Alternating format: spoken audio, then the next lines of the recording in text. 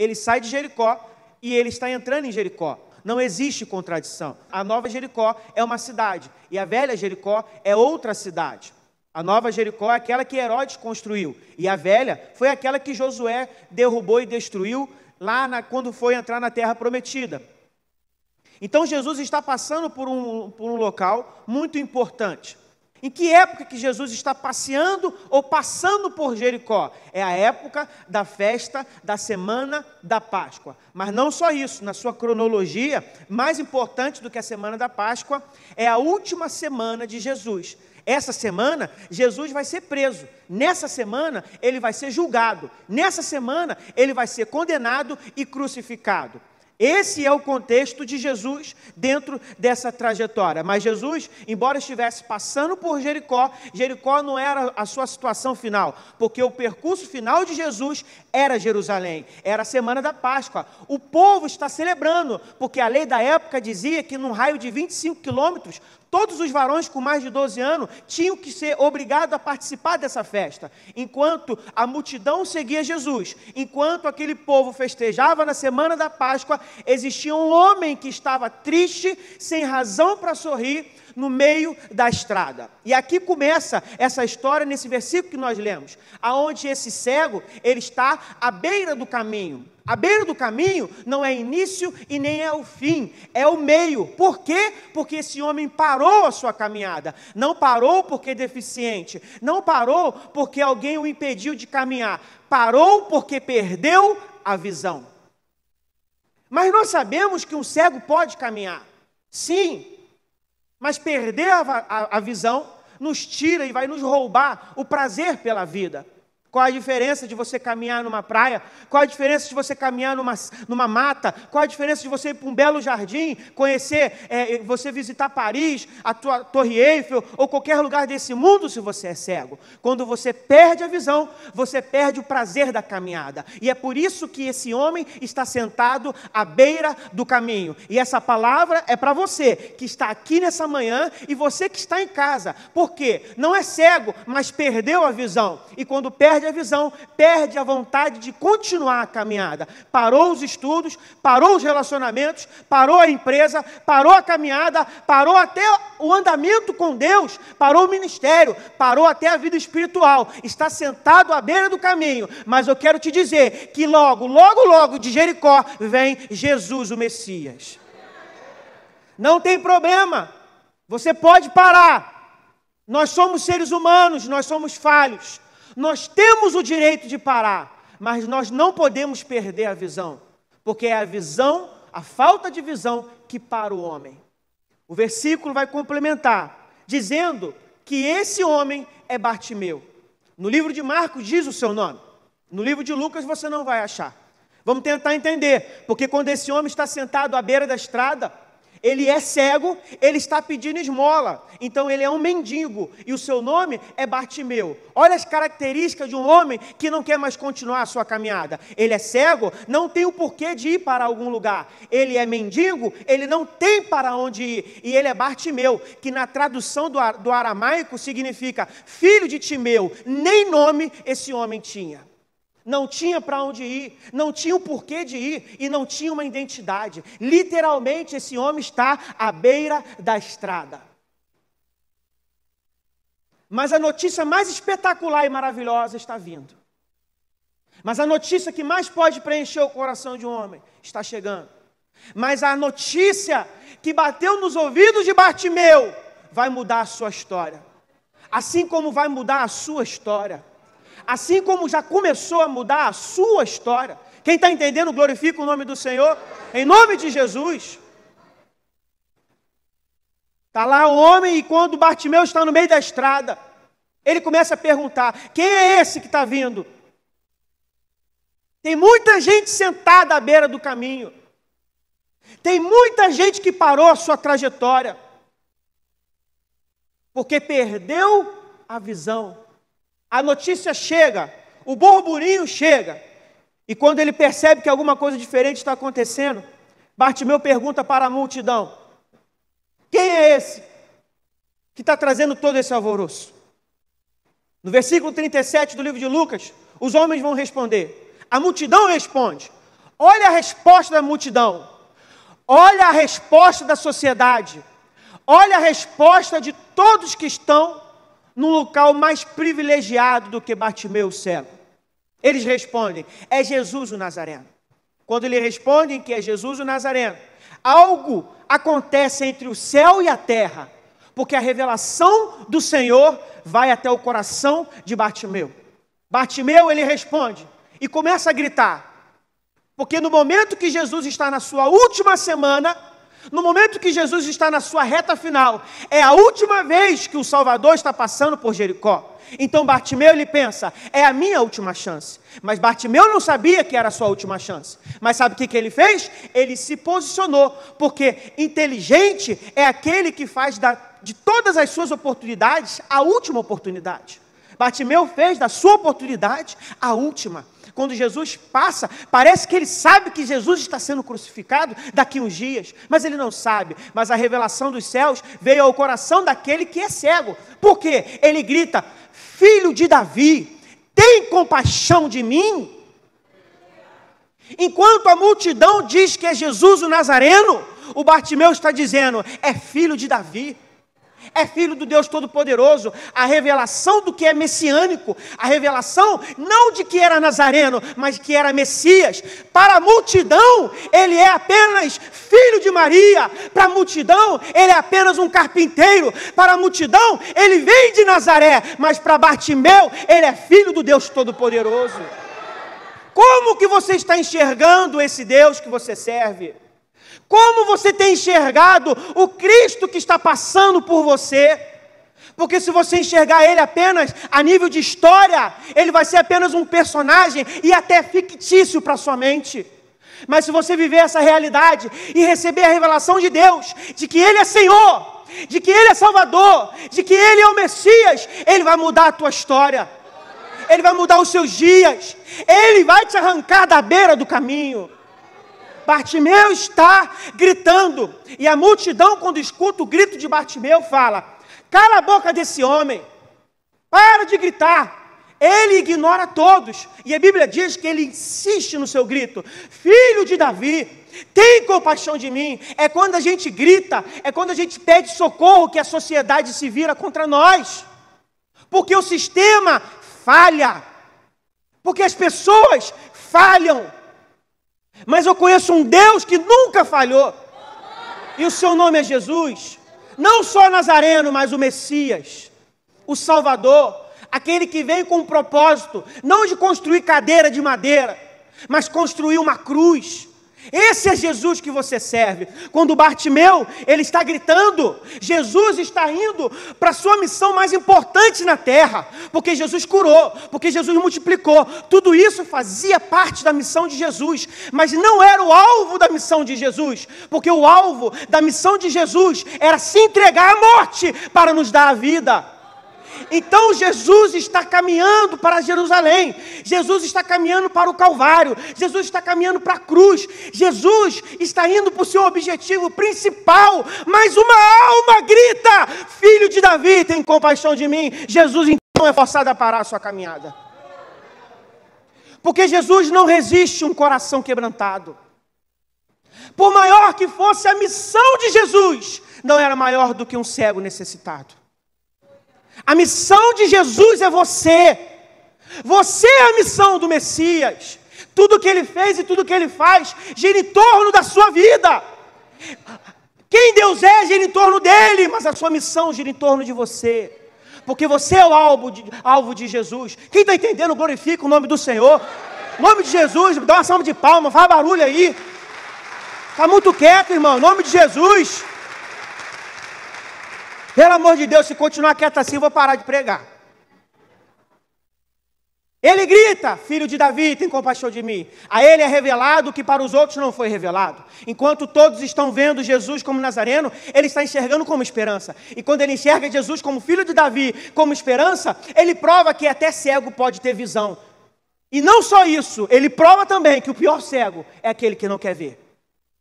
E aqui entra características de um cego, de que pior do que um cego é aquele que não quer enxergar.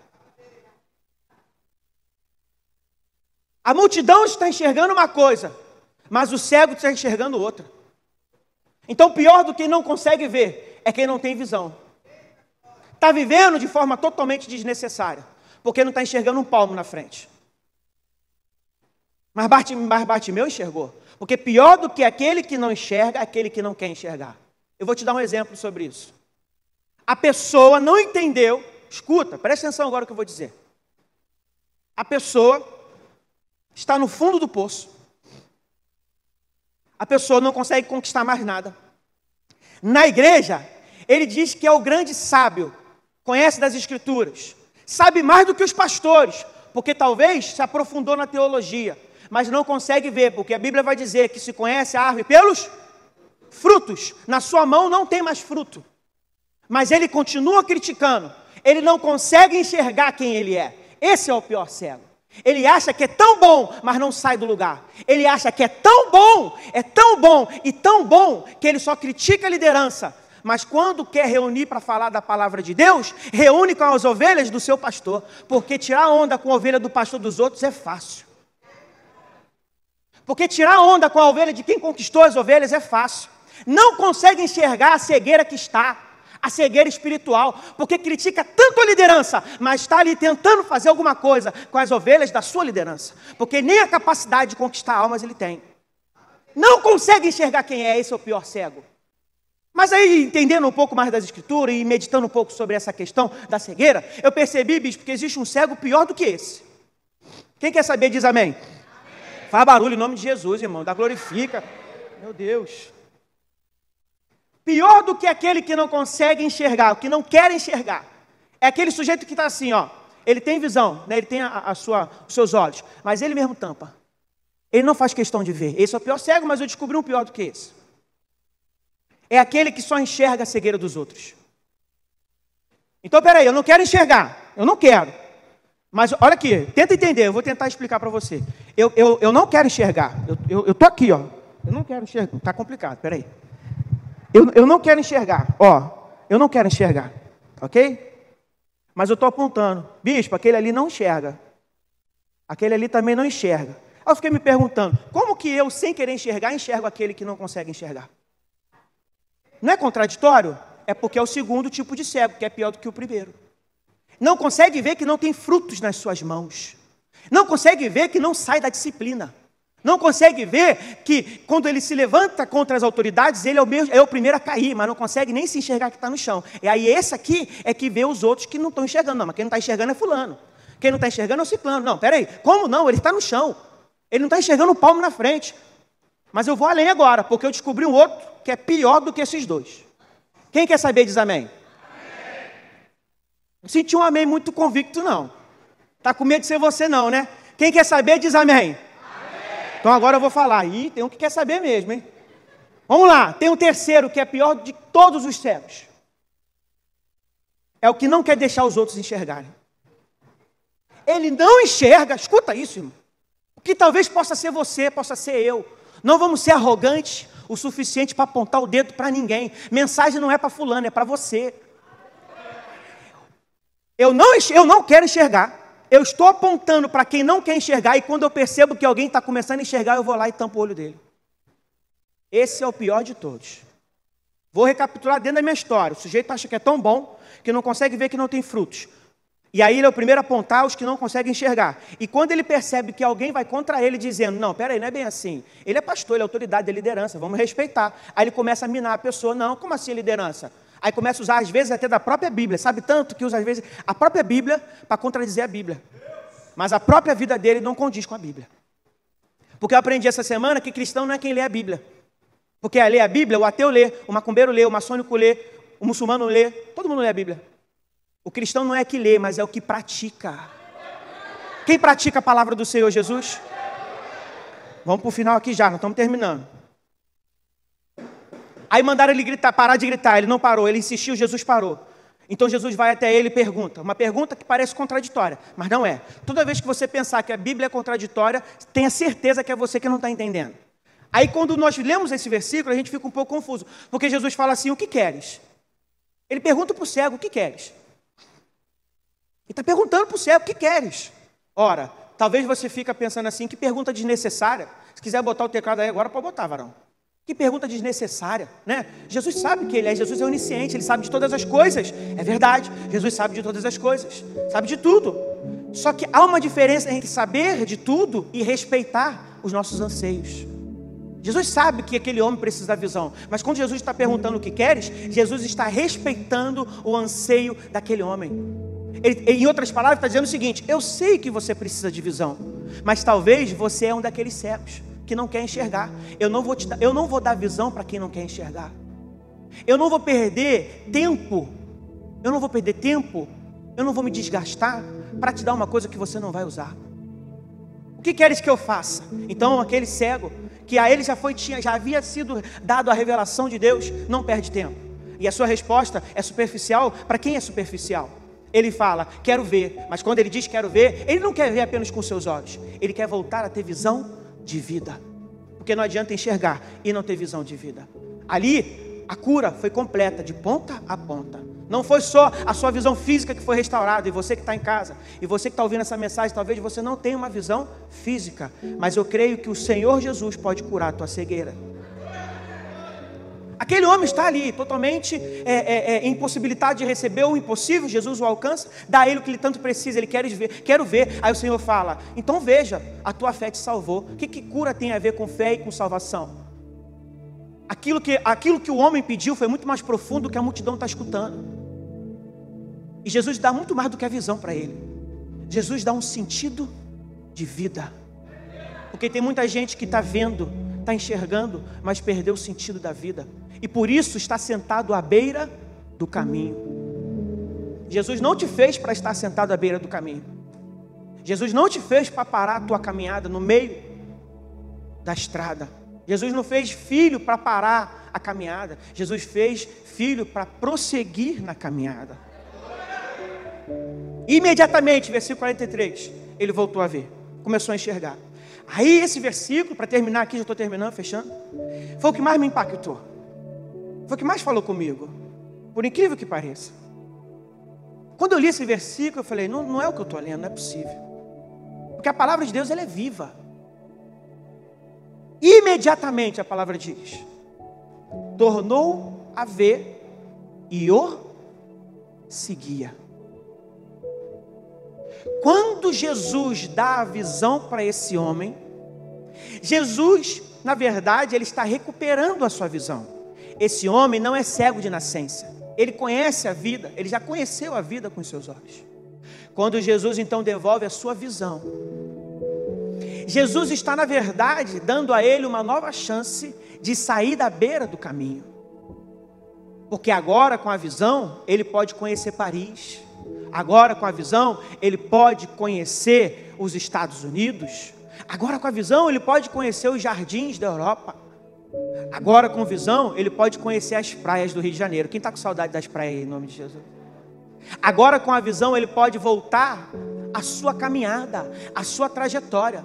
Jesus, ele simplesmente devolve a visão. Mas quando Jesus devolve a visão, aquele homem faz questão de seguir o mestre. Esse é o verdadeiro discípulo, que vai atrás de Jesus, não porque está preso a Jesus. Essa semana minha esposa falou uma coisa que eu gostei, achei muito bacana. Ela falou assim, filho, eu queria comprar aquele potinho que você bota água, e eu acho que bota um pouco de açúcar, se eu não me engano, e pendura assim, para beija-flor vir. Quem já viu isso?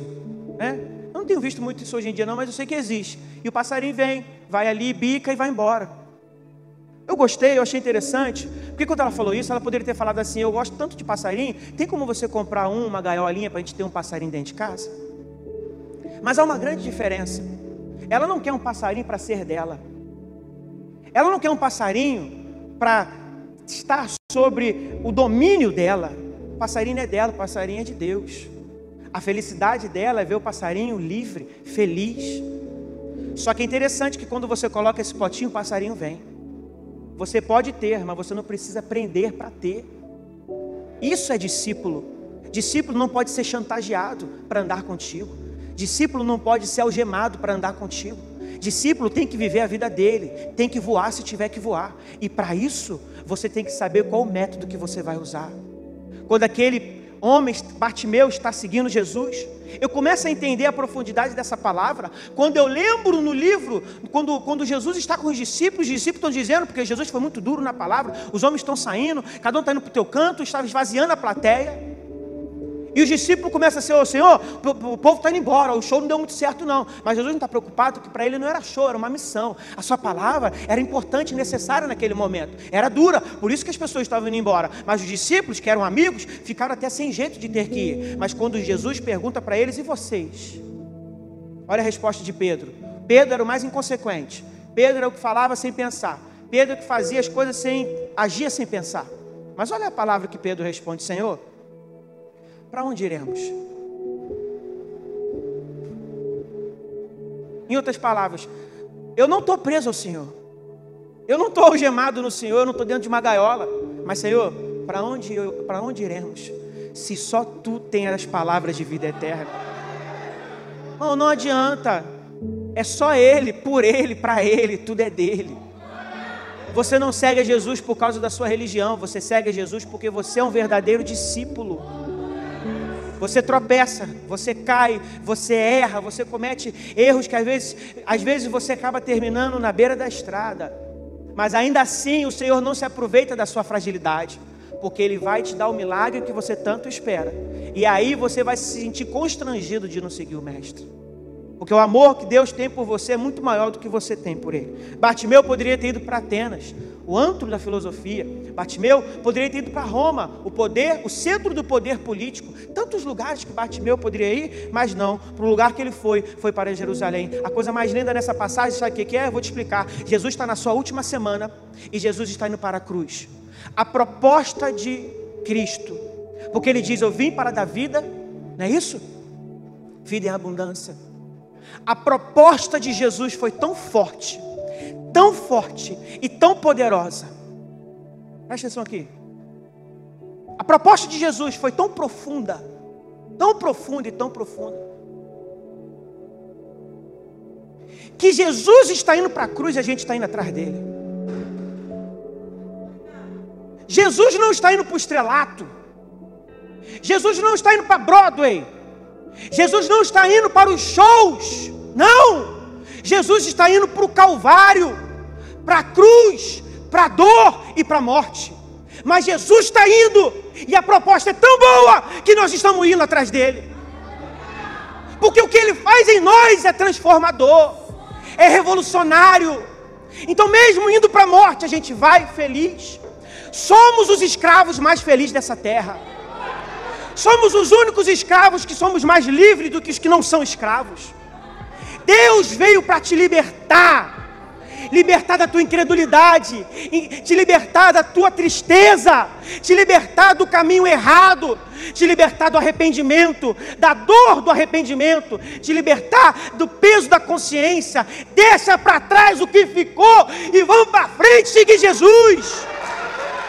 Deus seja louvado, meu Deus.